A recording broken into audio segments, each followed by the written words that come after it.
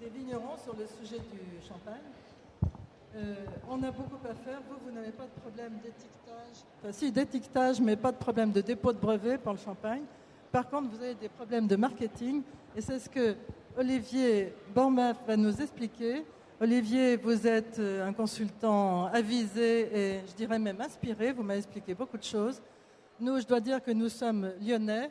Donc, le champagne, nous apprenons tout du champagne, mais nous comprenons que pour arriver à percer sur un marché, champagne plus ou moins équivalent, il faut se mettre en valeur. Et se mettre en valeur, cet aspect marketing, je crois que vous le possédez très bien. Et il faut donner confiance à chacun pour qu'il trouve quelle est sa force pour se distinguer des autres. Et ça, c'est important. Avant d'aborder un marché, étudier ce marché, voir quelle est sa force. Et c'est ce que vous allez nous expliquer. Vous avez fait vos études en Angleterre, vous avez fait un Master of Wine, et puis vous avez été aux USA, vous avez été en Australie faire des achats, ce qui est un métier très dur. Donc, expliquez-nous tout cela. Vous avez un micro? Oui. Voilà, et présentez-vous. Donc, pour vendre du champagne, est-ce qu'il y a une recette miracle? Alors non, malheureusement, ça serait trop facile. Et puis on aurait essayé de vous la vendre à chacun d'entre vous, bien entendu. Alors, quelques mots sur qui je suis. On a une société de consultants qui regroupe tous les secteurs d'activité d'une production et une commercialisation de champagne. Hein. Donc on va partir du porte-greffe jusqu'à la commercialisation et le suivi commercial. Pour la simple et bonne raison, c'est qu'il faut tout prendre en compte, harmoniser tous ces facteurs-là pour avoir une offre compétitive. Alors, on travaille de concert avec le syndicat général des vignerons, on travaille avec UbiFrance et la région Champagne-Ardenne dans le cadre de prise en charge de ce type d'opération. Alors, la première chose à faire, c'est évidemment s'auto-évaluer. Hein. On vend le champagne de manière générique, puisque nous n'avons qu'une seule appellation. Mais qu'est-ce qui vous distingue, chacun d'entre vous, par rapport à votre voisin, par rapport au village voisin, par rapport à l'ensemble de la Champagne? Je vous dis cela parce que c'est effectivement... C'est le problème, c'est la question qu'on se pose et que je vous ai posée, en disant, la montagne de Reims, vous avez deux parcelles l'une à côté de l'autre, comment on se différencie? Et ça, je crois comprendre que c'est fondamental. C'est fondamental, ça va même au-delà de ce qu'on appelle le terroir, hein, qui est cher à notre territoire français. C'est l'histoire que vous allez communiquer. Est-ce qu'elle vous différencie de la masse concurrentielle que vous pouvez trouver sur le monde entier désormais? Puisque mondialisation faisant, on a ouvert des portes sur des marchés à l'export, mais le revers de la médaille, c'est qu'on a aussi ouvert les portes à la concurrence. Et puis il y a du vin à bulles partout. Il faut encore partout. donner la différence, montrer que le champagne c'est autre chose que tous ces vins à bulles. Vous m'avez dit qu'il y avait un pourcentage de champagne sur tous les vins à bulles, 6% dans le monde. Oui, entre 6 et 7%, ce qui est assez conséquent compte tenu de la taille de la région. Cela étant, c'est d'abord un diagnostic sur vous-même, quels sont vos leviers, quels sont vos potentiels, qu'ils soient sur le plan économique, financier, humain, en termes de production. Est-ce qu'aujourd'hui vous avez pu optimiser tous ces leviers-là? Et à partir de là, quelle est votre capacité à aller à l'export? Voilà. À partir de là, on va organiser une stratégie, évaluer les différents marchés potentiels qui s'ouvrent à vous et voir quelle cohérence on peut trouver entre votre force de prospection à l'export et les marchés que vous envisagez. Si cela est cohérent, on peut engager la démarche. Nous allons procéder à l'inauguration du salon qui sera suivie sur le plateau TV de la nomination des lauréats du projet Export. Merci.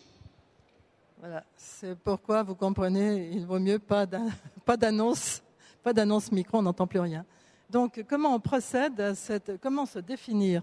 Alors, c'est ce qu'on appelle dans le jargon technique une due diligence, c'est-à-dire qu'on va passer en revue tous les secteurs d'activité qui vous concernent. Vous êtes une exploitation agricole, mais vous êtes avant tout une entreprise. Donc, on va regarder l'état de vos finances, on va regarder l'état de votre personnel, son niveau de connaissance, de compétences, de formation, leur disponibilité. On va regarder aussi la production. Est-ce que vous avez optimisé votre chaîne de production? Est-ce qu'aujourd'hui, il n'y a pas des lieux, des points dans la chaîne de production où on peut faire des économies, où on peut les rentabiliser? Je pense notamment à toute la sous-traitance que l'on peut percevoir en Champagne. On va mettre aussi en avant votre capacité d'investissement et aussi l'homme ou la femme qui va se charger de la partie export. Et on va évaluer là aussi, à travers une discussion, le potentiel et la motivation que vous avez derrière cette volonté d'aller à l'export.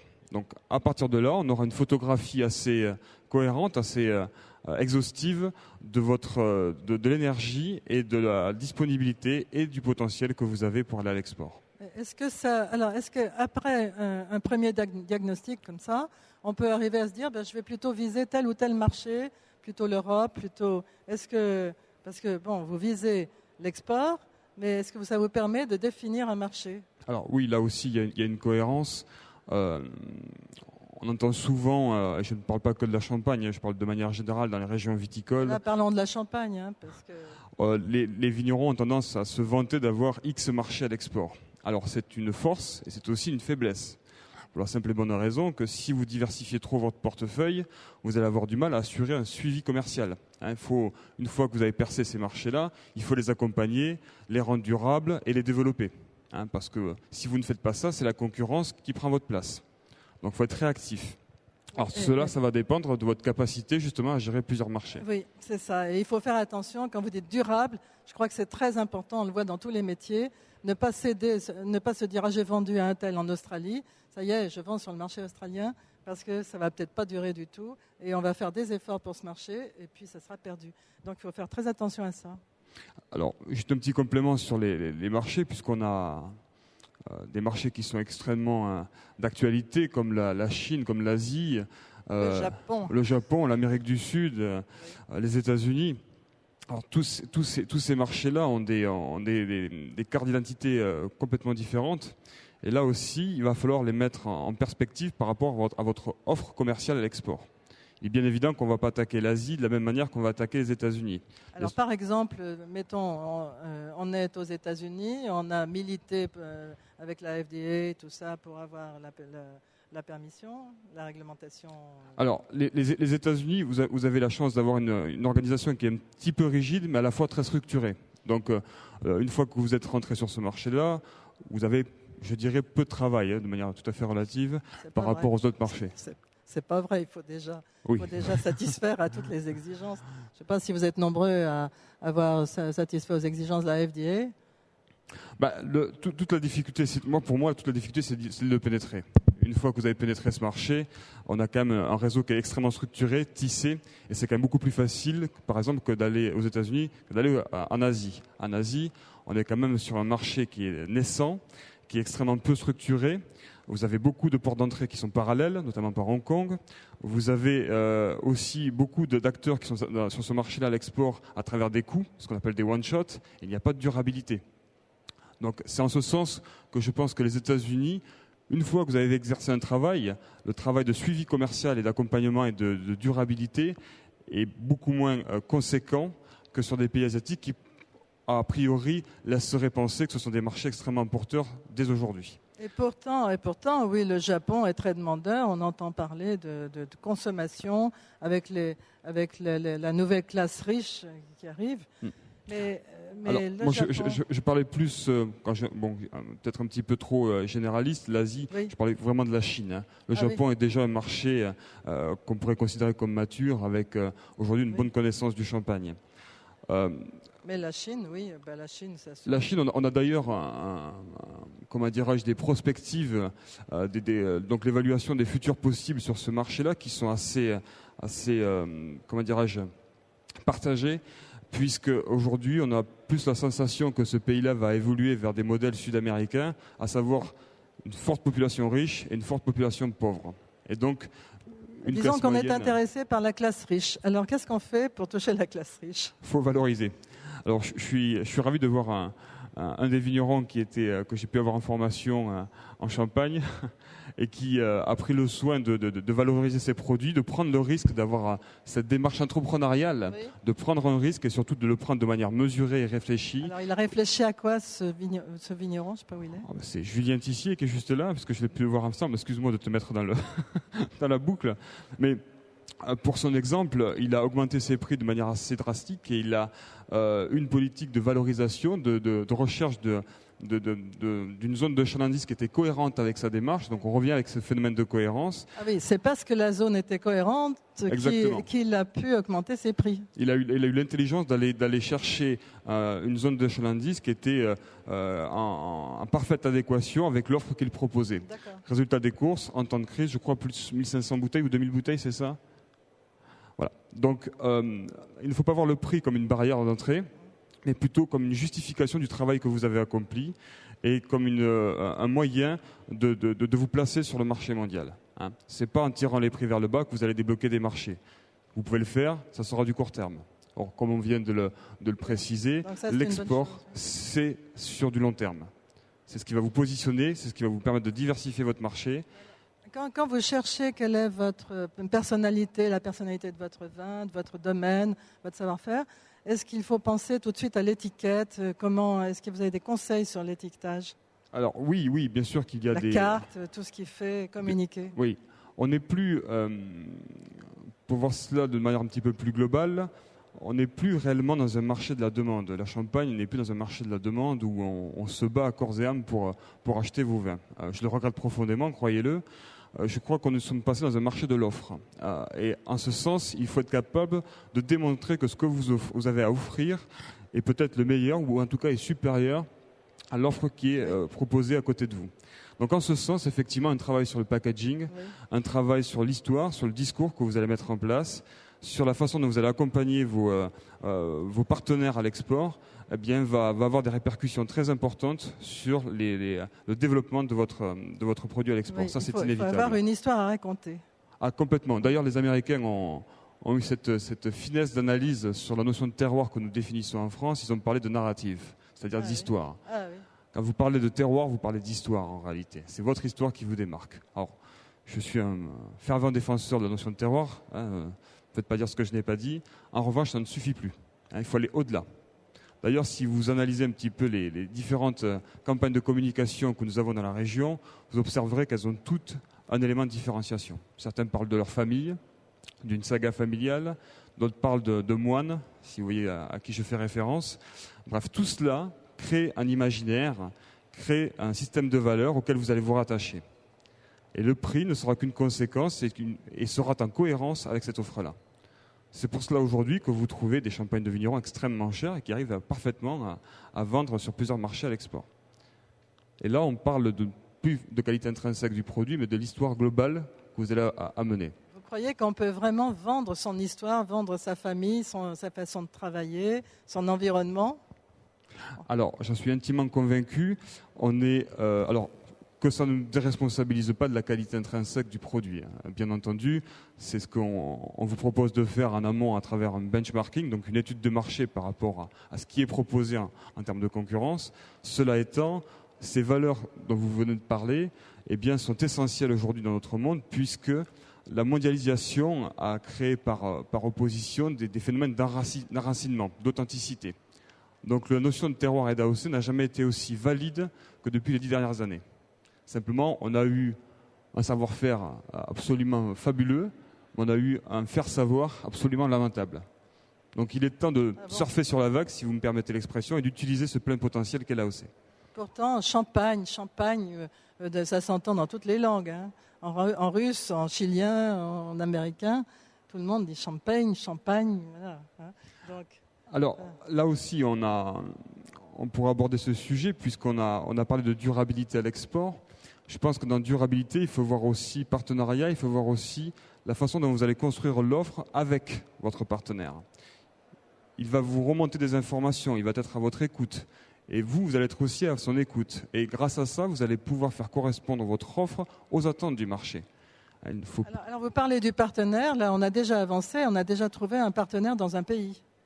Tout à fait. Parce que trouver un partenaire dans un pays, c'est aussi une course, une jungle. Hein, là. On est face à un client potentiel, oui. Clairement. Donc, et puis une fois qu'on l'a, c'est qu'il faut le fidéliser. Alors il faut faire des voyages sans arrêt quand même si c'est un distributeur. Ça fait partie de du diagnostic export qu'il y a à faire en amont, puisque dans votre budget d'investissement que vous allez mettre en place au profit de cette démarche export, il va falloir effectivement inclure ou même devancer, je dirais se projeter au-delà de la simple relation que vous auriez pu établir avec un partenaire à l'export. Parce qu'il va falloir revenir le voir, envoyer des échantillons, faire des salons, peut-être engager une tournée nationale sur le pays en question. Et tout cela, ça a un coût. C'est très exigeant, oui. Très exigeant. Et puis, vous devez être présent. Oui. Si vous ne communiquez pas, on vous oublie. Donc ça fait partie de la réflexion. J'étais l'autre jour avec un vigneron de Beaujolais. Alors Beaujolais, c'est le contraire c'est pas haut de gamme. Eh bien, ça fait rien. Il a évidemment au Japon, avec le Beaujolais nouveau, il avait surfé sur la vague et après il a continué. Et comment il a réussi à se faire un nom au Japon en tant que Beaujolais haut de gamme? Eh bien, c'est parce que pendant le tsunami, il est resté, il a téléphoné tout le temps, il y est allé, il n'a pas cessé d'y aller. Et les Japonais qui sont fidèles, eh bien, les Japonais lui ont été vraiment reconnaissants et ils prennent ses vins. Et c'est en faisant cette relation avec le client, le distributeur, que maintenant il a attaché sa marque à cette personne. Je crois que la notion d'échange, de rapport humain, je crois que le fond en fait du partenariat avec vos marchés export, c'est la relation humaine que vous établissez avec eux. D'une part parce que vous allez créer de la fidélisation et d'autre part parce que vous allez vous enrichir de la culture du pays dans lequel vous exportez. C'est essentiel parce que ça va avoir des répercussions sur votre discours, sur votre stratégie commerciale, sur votre packaging. Il y a certaines couleurs qu'il ne faut pas appliquer sur les bouteilles en Chine, par exemple. Ah oui, par exemple, alors. Pas le blanc, évidemment. Ben voilà. Pour citer que le plus connu, le blanc qui est de la couleur du deuil, si vous mettez ça sur vos étiquettes, c'est un non-sens. Alors, vous pouvez mettre du blanc, bien entendu, mais il ne faut pas que ça soit majoritaire. Donc voilà, par exemple, les petites erreurs. Et alors, qu'est-ce qu'on recommande alors pour la Chine comme couleur d'étiquette? Alors, on est encore sur des codes assez traditionnels. On est encore sur des étiquettes avec de l'or doré à chaud, ce type de code assez classique en Champagne. Cela étant, le marché évolue très vite. Et c'est là que le phénomène de mondialisation prend tout son sens. C'est que tous les pays sont interconnectés et vous avez un niveau de connaissance qui grandit extrêmement vite. Et c'est là où justement l'intérêt d'aller sur place, d'aller rencontrer vos importateurs, de voyager sur ces pays-là, va vous apporter un sourcing d'informations extrêmement important pour réactualiser votre discours et votre gamme. Il faut faire vivre, en fait, votre relation à l'export. On évolue très vite. Il suffit de voir sur les réseaux sociaux les connexions qu'il y a entre les différents pays. Alors, les réseaux sociaux, vous croyez qu'on peut vendre par les réseaux sociaux ? Là encore, une fois, on est sur un outil qui est, je dirais, assez balbutiement, qui peut être très efficace s'il est très bien manié. Et là encore, ça fait partie du diagnostic qu'on peut mettre en place, puisqu'il faudra allouer une personne à temps plein là-dessus. Ça prend énormément de temps, mais ça peut être très efficace. Mais le vrai réseau, c'est le syndicat, c'est Champagne de Vigneron. Oui, de toute évidence. C'est ça le vrai réseau. Il y a une mise en relation qui est extrêmement structurée, enfin, à mon sens, je pense que vous avez pu entendre un accent qui n'était pas forcément champenois. Donc j'ai eu l'occasion de voir d'autres régions viticoles et je me suis rendu compte qu'ici, les outils étaient plutôt performants et surtout avec des aides financières quand même conséquentes, ce qui n'est pas rien, et ce qui vous donne la chance justement d'aller à l'export. Nous, quand on entend parler des résultats du Champagne, les résultats à l'export, c'est positif, c'est ce qui tire tout le territoire là.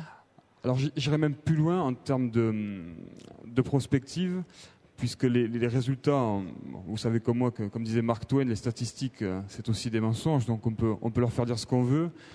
Mais je pense réellement que la Champagne vigneronne a un atout, puisque je vois peu de grands acteurs, de grands metteurs en marché.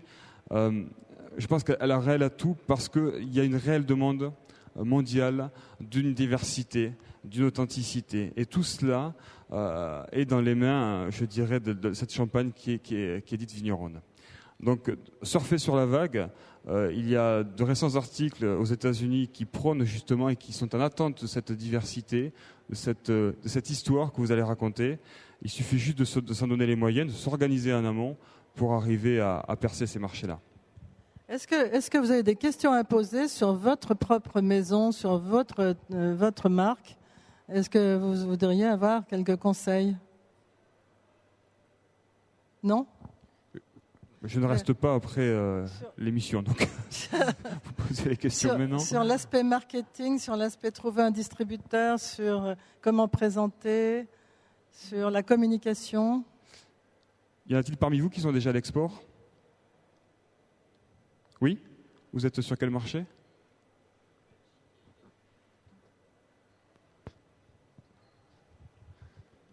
En Belgique et Italie. Et vous êtes satisfait de la relation que vous entretenez ou les chiffres sont... Ça prend beaucoup de temps à mettre en place, de trouver les distributeurs, de créer des vrais liens avant d'avoir des premières commandes. C'est vraiment très long comme démarche. Il faut surtout jamais lâcher. Il faut jamais lâcher. Et vous avez dû investir, je suppose. relancer. Et y aller, ouais. Vous aviez budgété cela auparavant? Pas assez, non, pas assez bien. D'où l'importance, je pense, effectivement, de vraiment se positionner. On est sur un modèle entrepreneurial qui consiste à faire à l'image d'un business plan. Oui, c'est ça, un business plan. Qui vous permettrait d'établir une business stratégie. plan. Si vous ne budgétez pas ça, vous allez faire des économies à des points critiques sur votre stratégie qui risquent de déstabiliser toute votre volonté d'aller à l'export. Donc il est essentiel vraiment de tout budgéter pour ne pas avoir à faire des... Mais il ne faut pas avoir peur. Je vois M. Dumont qui est là-bas qui me dit qu'il va dans tous les pays. Il se fait des amis. C'est plutôt parce qu'il aime les gens et qu'il il met en valeur sa marque. Est-ce que c'est aussi une façon de faire, ça? D'avoir toutes les occasions pour se mettre en valeur. Aller voir les gens, se mettre en valeur. Il ne faut pas avoir peur. Moi, je trouve que vous avez une chance folle d'être sur un vignoble qui est connu mondialement. Vous n'avez pas à avoir de l'innovation, sauf l'histoire à raconter, sauf la personnalisation à faire. Donc cette personnalisation, il faut la travailler à fond. Et c'est le rôle du marketing. Après, il y a tout l'aspect technique de l'exportation, mais que vous pouvez mettre dans les mains de quelqu'un qui s'y connaît bien pour l'envoi, pour les expéditions et tout ça. Et puis la facturation. Mais le départ. Je dirais que on a tendance souvent à prendre en considération ce qui est très important, hein, la partie administrative et je dirais juridique et pénale, qui est très importante à l'export. Cela étant, elle devient finalement inutile si en amont vous n'avez pas fait vraiment un travail d'offre. C'est essentiel. Si vous n'avez pas fait ce travail en amont, ça ne sert à rien d'aller à l'export. Et surtout de vous poser la question, pourquoi vous allez à l'export?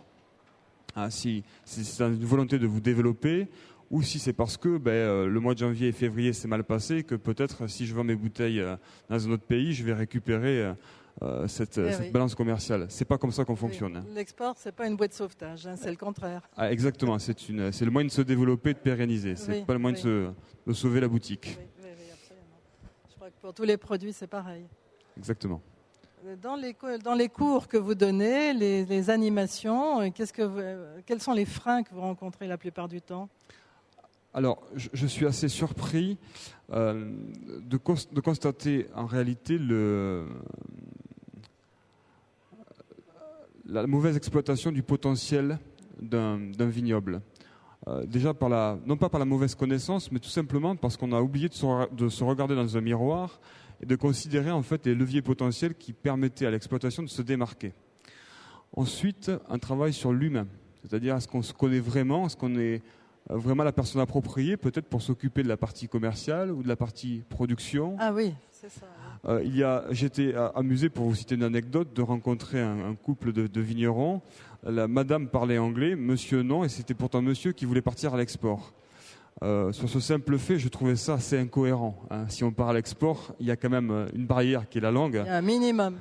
Et donc, si monsieur ne parlait pas un mot d'anglais, c'était quand même un petit peu compliqué. Alors, on a essayé de lui faire comprendre avec beaucoup de diplomatie qu'il aurait été peut-être plus logique de prendre le soin peut-être de former madame à la connaissance de l'exploitation, sur le plan technique, ou même de la dégustation.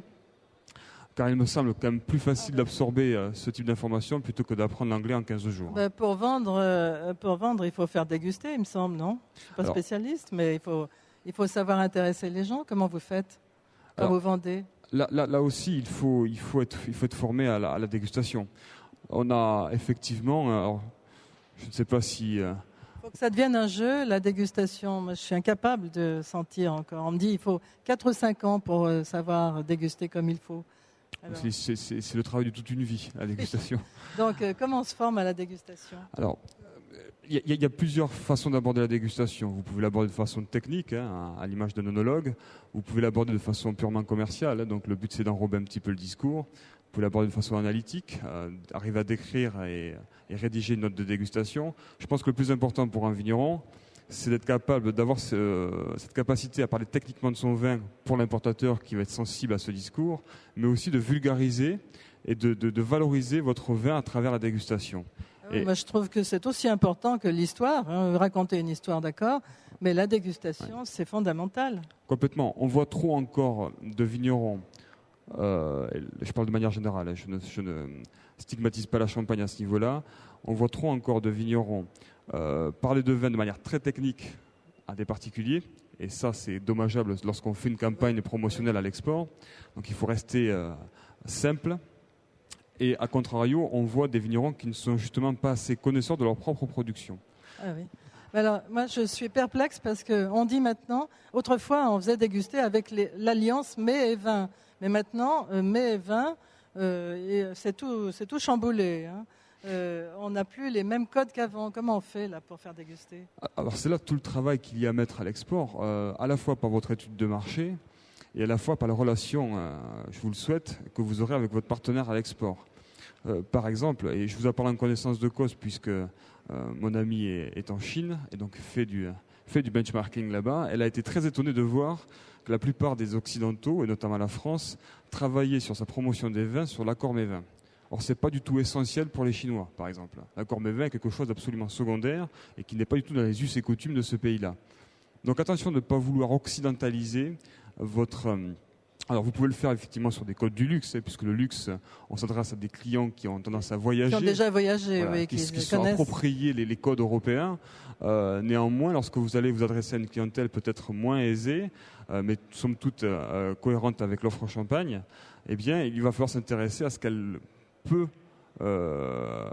avoir comme moyen d'utilisation de votre produit IDEST le champagne. Donc attention à ça. De ne pas avoir un discours, somme toute, très, très standardisé qui répond à des codes européens. Hein. On peut proposer un accord mets-vin en Chine, je ne remets pas ça en cause, mais sachez de manière générale que ce n'est pas la porte d'entrée la plus évidente. Donc là aussi, innover. On ne fait pas non plus cul sec. Et on ne fait pas bangay. Donc c'est vrai qu'alors il faut se connaître soi-même, c'est le plus difficile. Trouver ses forces.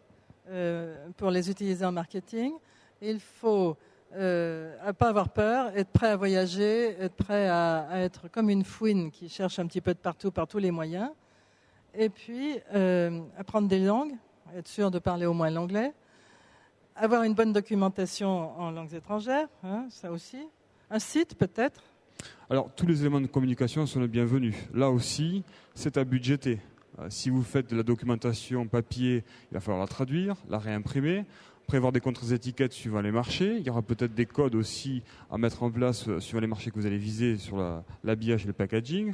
Vous allez avoir aussi un site internet à traduire, ça a un coût, hein, surtout si vous visez les pays asiatiques. Ça, c'est terrible.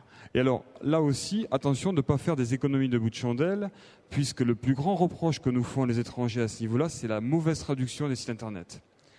C'est-à-dire que par la simple volonté de se dire « Ah tiens, j'ai la sœur de mon beau-frère qui a fait 4 ans d'université en langue étrangère, elle va me traduire le site », ça ne marche pas du tout comme ça. Il y a des professionnels, ça a un coût, je vous l'accorde, mais vous aurez l'assurance que ça a été bien traduit. Je vais vous citer un exemple tout bête, si vous me permettez, d'un château bordelais très connu, dont je tairai bien entendu le nom, qui a voulu faire ces économies-là, et qui s'est adressé donc à des gens de diverses origines pour traduire le site en cantonais. Résultat des courses, en ayant fait appel à 4 intermédiaires pour traduire le site, il s'est retrouvé avec 4 dialectes différents. Donc son site était totalement illisible. Donc ils ont dû tout refaire, refinancer un traducteur professionnel spécialisé dans le vin parce qu'il y a un vocabulaire approprié. Résultat, je vous laisse imaginer les coûts que ça a pu générer comparé à ce que ça aurait pu coûter au départ. Il faut se méfier, ça, oui, c'est terrible. D'ailleurs, on le voit très bien dans les notices qu'on reçoit de produits qui sont fabriqués en Chine avec un français absolument illisible. Ça nous fait rire. Ça nous fait rire. On se dit c'est n'importe quoi. Donc, il ne faut pas risquer la même chose avec le vin. On décrédibilise surtout l'image de l'entreprise. Alors, on en était donc à traduire même le site Internet, et on en était à l'interculturel, bien connaître les façons de procéder des marchés qu'on veut aborder, pour pas d'abord mettre trop d'argent sur un marché qui serait peut-être pas très porteur, et puis se dire est-ce que j'ai un panel suffisant pour que j'investisse tant d'argent ? Oui, complètement. Il faut hiérarchiser en fait sa démarche à l'export. Peut-être aller se casser les dents sur un marché qui est aujourd'hui assez porteur avant d'envisager des marchés qui sont naissants. Vous avez peut-être 3 types de marchés, les marchés émergents, les marchés nouveaux et puis je pense notamment à la Russie avec justement... la Russie, là, on va le voir tout à l'heure, ouais. il y a de quoi faire en Russie. Alors que sur les marchés sud-américains ou asiatiques où l'instabilité économique et politique est réelle, on voit des chiffres absolument extraordinaires. Je vois au Chili, un pays producteur de vin, ils sont demandeurs, ils sont vraiment demandeurs parce qu'ils apprécient. Donc il faut évaluer tout ça. Vous concentrez vos efforts sur ces marchés, ou un ou deux de plus éventuellement, les budgéter et attaquer surtout après, derrière. Je pense que là, il y a quand même... Mais je vois le président Bachik qui arrive et qui nous fait l'honneur de l'inauguration. Bonjour, président. Vous êtes devant une assemblée de vignerons de Champagne. Et on voit comment on peut... Ah oui, tout à fait. Mais vous qui allez en Russie et en Chine, vous pouvez entraîner tout le monde. Tout à l'heure. Je crois qu'on peut féliciter monsieur pour sa démarche avec l'association EFO. Je crois que vous êtes un fervent défenseur de nos valeurs. À ce niveau-là. Bon, je crois qu'on va, à moins que vous ayez des questions à poser, on va peut-être s'arrêter parce que c'est le moment de l'inauguration. D'accord. Vous êtes sûr que vous n'avez pas une petite question? Vous pouvez toujours la poser en sortant de la réunion. On peut également se retrouver effectivement à la cellule de veille du syndicat général des vignerons si vous souhaitez éventuellement que nous en discutions de manière plus personnalisée. Je vous remercie de votre attention. Merci Olivier Berneuf, merci à vous.